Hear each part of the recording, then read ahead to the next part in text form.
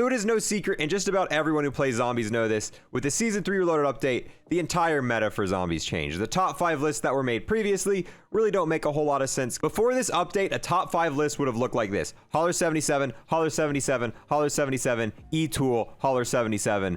But yeah, now there's quite a bit more variety in these lists. And as a quick little spoiler alert, yeah, the Holler 77 didn't even make this list. Now, before I go through and read off my top 5 weapons used in Cold War right now, keep in mind the Season 3 Reloaded update just came out last week, and I obviously have not gone through and tested all weapons in Cold War. I think there's like 40-something weapons in the game right now, and clearly I haven't sat down and used all of these yet. So obviously this list could change with time. As I go through and test more and more of these weapons, I eventually want to go through, try out every weapon this season. I could definitely find some hidden gems. I think the Swiss might be really good. Same thing with the Damatis. I think these might be really good as well. I just obviously haven't got around to testing all 40 weapons in the game, but you guys have heavily requested this video, so I'm going to tell you my top 5 as of right now, and trust me, you can't go wrong picking any one of these 5 weapons. Now, I am going to be making 2 different rules for this list to keep it interesting. I'm not going to be including any wonder weapons. I'm only including weapons you're able to spawn in with. If I were to include wonder weapons in this list, we all know it would go like ray gun, LAKEY, and even the die shockwave, especially for high rounds, is really good. And I don't want 3 out of the 5 weapons to be wonder weapons. We all know the wonder weapons are very good. People want to know what weapons you're able to spawn in with. So this list is just going to consist of weapons you can make a create a class with. If you can't put it on your class, it's not going to be included. And the second rule is weapons that perform almost identically. Even if they're better than other weapons, I don't want to have a lot of duplicates here. So let's say the Type 63, the DMR, if they were both going to make the list, both these weapons kind of act the same, perform fairly similar, so I would just include the better of the 2 weapons. If you're new here and want to subscribe, I would greatly appreciate it. We're like this close to hitting 75,000 subscribers. This will probably be the last video I'm able to say that. And on top of that, I got to give a huge thanks to everyone who's going to leave a like, comment, and watch this video in its entirety. All 3 of those things help me and my channel out massively. Now, to start this list off, in the number 5 slot, we have the PPSH. I'm going to quickly run down the attachments I'm using. Keep in mind, I have a full attachment guide that I'm planning on making in the future. These are just the attachments I'm running in the video right now. So for the optic, I'm running the Microflex. For the muzzle, I've got the Flash Guard. The barrel is the Task Force barrel. The body is the Ember sighting point. The underbarrel, I've got the Bruiser Grip. The magazine is the Spetsnaz 71 round drum. The handle is the Speed Grip. And then for the stock, we've got the Marathon stock on. Now, when they first announced the changes for Season 3 Reloaded, I kind of thought the PPSH would potentially be the single best weapon in the game. I think it makes the top 5 list, but it's probably not the strongest weapon in the game. It's definitely the best of all the SMGs, but that being said, the SMG as a category is still a little bit outclassed by the ARs and TAC rifles.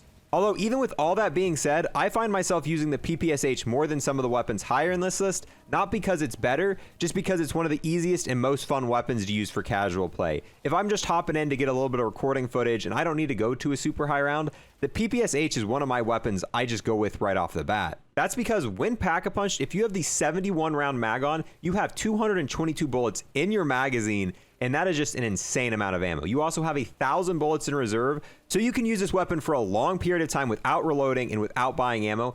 That combined with the amazing hip fire this weapon has, you can just go for a long time, constantly shooting without ADSing, running around because it's an SMG, and it's just amazing for casual play, and it's pretty good for going to higher rounds. Obviously, it's going to drop off a little bit quicker than some of the other weapons later in this list, but if you're not going to round 40, 50, 60, this is kind of one of my more go-to weapons just because it's really fun to use. And it can still pack a punch when needed. Now, coming in for number 4, we have the FARA Assault Rifle. For the attachments on my build, for the optic, I'm running the Microflex. For the muzzle, we've got the Flash Guard.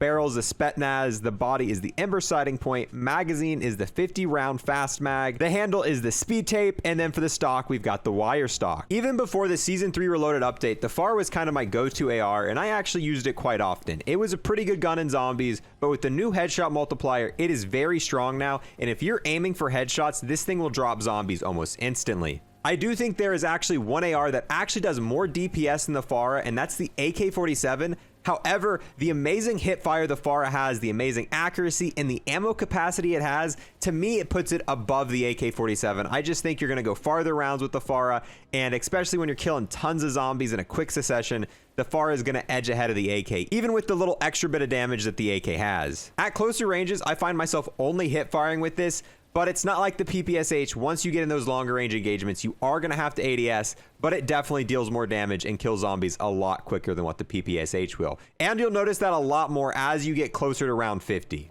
Now moving on to number 3, we have the Spaz and or Gallo, whatever you would like to call it. And for the attachments I'm running, for the muzzle, we've got the infantry choke. For the barrel, I'm running the task force barrel. The body is the Ember sighting point. The magazine is the 12 round tube, and the stock is the wire stock. The Gallo itself's already been on a roller coaster in this game. Started off as probably the single best weapon in the game. If you guys played zombies at launch, the Gallo was a monster. Ended up getting nerfed, and then the pump action shotgun kind of reigned supreme over it. For the longest time there, the Holler 77 was just such an amazing shotgun. There was no reason to use the Gallo. Then come Season 3 Reloaded, the pump action shotgun got hit very hard with quite a few nerfs. And to me, my go-to shotgun right now is once again the Gallo. Once you max this weapon out, it does a crap ton of damage. That be to normal zombies, that be to armored zombies, that be to boss zombies. Even the Outbreak Easter egg boss fight is vastly improved by using this weapon. So even though the Gallo is nowhere near as good as what it used to be, I still think it's a weapon that's got a lot of purpose in this game, and I find myself still using it. And now for the number 2 slot, and probably the most controversial pick on this entire list is gonna be the E-Tool. And all I can say is when you know, you know. I have a feeling I'm going to get flack for this pick regardless. A lot of people are probably going to say this should have been the number 1 slot, and a lot of people are going to question why I even put this on the list in the first place. Keep in mind that everyone has different play styles, and depending on the way you play, different weapons are better for different people. But for me, the E-Tool is perfect, and if you're someone who's trying to get to round 100 or higher rounds, the E-Tool is kind of the perfect choice for you. The one reason I did not put this in the number 1 slot is it's not that great in Outbreak. Once you start going with Outbreak stuff, the E-Tool just really starts to fall off. A lot of the things that make the E-Tool really great don't really help it that much in Outbreak, and I would pick just about any other weapon on this list over the E-Tool if you're playing Outbreak, but for round-based modes, I'm probably only going to use the E-Tool. And you can really see that when you look at my stats. The E-Tool is my 3rd most used weapon, but I can tell you right now, if the E-Tool was in the game at launch, it would be number 1. Before the E-Tool, I used the Wakizashi. It's got 16,000 kills, and I've also used quite a few other melee weapons before this was added. So yeah, the E-Tool would be my 2nd most used weapon right underneath the Die Shockwave if it was introduced at launch. I just think it's that useful. It's really a powerful tool when used correctly. Now, the E-Tool is affected by something I would like to call the E-Tool curve. It starts off being the best weapon, so for round 1 to 25, I would prefer to have the E-Tool over any other weapon for these round-based modes. Then past round 25, it definitely falls off, and it's not going to be killing zombies as quick as you need to. But once you get into even higher rounds, let's say you get past round 45, I would prefer to have the E-Tool again. So in a normal round-based game, the E-Tool goes from being the best weapon to severely dropping off to once again becoming the best weapon once you get to higher and higher rounds. The reasons for this is on earlier rounds, you want to be able to kill the zombies quick and efficiently, and also have enough points to open up the entire map as soon as possible. The E-Tool, without upgrading it, will take you to round 15 without spending any money on Pack-a-Punch or any of that, allow you to open the entire map. Then you can Pack-a-Punch it once or twice, and then it's going to carry you to round 25. And in that time, you spent very little money upgrading the E-Tool itself. Yet for other weapons, you would have to start spending more and more money on them to upgrade them earlier because they drop off quicker. The E-Tool also knifes quicker than any other knife, killing 111 zombies per minute, whereas the average knife in this game only kills about 75 per minute. And on top of that, the E-Tool has less lunge, so it's more accurate and has more range than the other melee weapons. And it allows you to run quicker than what you can run with any weapon in the game. If you are holding the E-Tool in your hand, you're going to be running at the maximum speed in this game. There is no other weapon combination that allows you to run this quick. How the E-Tool drops off though is once you get to round 44, it's no longer going to be a one-hit kill, but even before that, on round 30, you want to be able to kill more than one zombie at a time, so using a weapon that can shoot through multiple zombies and kill them quicker is a better choice. But as you get to higher and higher rounds, you're going to start progressing into using wonder weapons. And that's when you start using the E-Tool more as a utility than you do a weapon. It's called the E-Tool for a reason. While using any wonder weapon in the game, if you have the E-Tool as your secondary weapon and knife, it's going to use the E-Tool as a knife. Not only is that going to deal massive damage to zombies and bosses, if you kill the zombie, it's going to give you health. But more importantly, if you have an ammo mod on that weapon, it's going to activate the ammo mod. So if you're going for high rounds using the ray gun, at any point in time, you can knife, activate dead wire, activate brain rot, whatever you want to do, and use the full force of that ammo mod. And with how much health the zombies have now, trust me, you're going to want that extra damage. You're going to want to be using a ray gun, but at any point in time, you're going to want to be able to activate brain rot, and it's a lot quicker just to knife knife than it is to pull out a secondary weapon, shoot a zombie once, and switch back to the ray gun. On top of that, you can switch to the E-tool when you need to train zombies really well because of the speed it has, and if you go down, I immediately swap to the E-tool. That way I can run and buy everything I need really quickly, which is needed on those higher rounds when the zombies are super quick. So given all that, just the massive utilities you get with the E-tool, if I'm going to round 100, the E-tool is definitely the clear pick for me. There's no other weapon that's going to make it as easy and as quick as what the E-tool is. Combine it with the wonder weapon and you are set. Now finally, for the number 1 slot, and you guys all probably saw this coming, it's going to be the M16. Now for the attachments on my build, I actually run the 3x scope just because I want to be super accurate with it, and usually I'm playing Outbreak when I'm using this weapon. For the muzzle, I got the flash guard. For the barrel, and this to me is the most important attachment on this weapon, you definitely want to have the strike team. The extra damage and fire rate is very important. For the body, I run the Ember sighting point. For the underbarrel, we got the Bruiser Grip. For the magazine, it's just the very last one.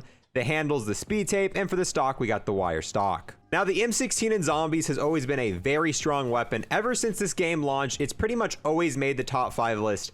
But with how strong the shotguns were, it never really edged on top. But with the shotguns being nerfed and the headshot damage being buffed for the tactical rifles, it is now the M16's time to shine. And if you're doing the Outbreak Easter egg, or even for just going for high rounds, the M16 is definitely a very strong weapon. And for me, it's got the most usability between the round-based modes and Outbreak. It is definitely a clutch weapon for me in Outbreak, and it definitely holds its own in the round-based modes as well. The Carve is actually really close to the M16, and last season, I think the Carve was actually better than the M16, but now that they've kind of equalized all of the headshot multipliers, I think the M16 once again edges out ahead. And with that, guys, that is my top 5 best weapons to use in zombies right now. Like I said at the beginning of the video, this list is due to change as I test more and more weapons, find new scenarios to use weapons. I will definitely keep you guys informed and have more videos on stuff like this in the future for any of your zombie needs. Thank you guys so much for watching, and if you made it all the way to this point of the video, thank you guys.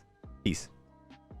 I want to take the last moment at the end of the video here to give a huge thanks to everyone who's became a YouTube member and a Twitch subscriber. And I want to give a huge extra special thanks to everyone who's taken it a step above and beyond. We've got the man, the myth, the legend, Cryptic, the absolute boss, Shadow King, the madman, Buckley himself, the man whose name should be really easy to pronounce, Yamasta, the man who needs no introduction, Hunter. And then we've got Chef, aka Classified, aka Chief.